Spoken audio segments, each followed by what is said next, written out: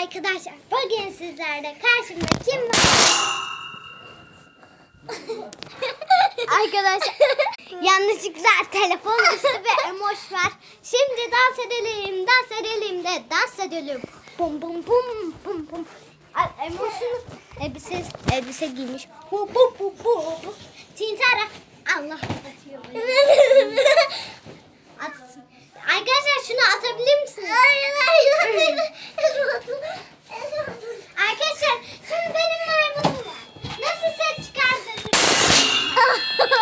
Arkadaşlar hep düşüyor bu çocuk. Bakın benim maymun sesimi. Arkadaşlar böyle bir tane maymunum var. Sesini hiç merak etmiyor musun? Bir çok tatlı. Zıplayarak çekirge. Oynayıver çekirge. Arkadaşlar görüşürüz. Kanala abone olmayı unutmayın. Like atmayı unutmayın.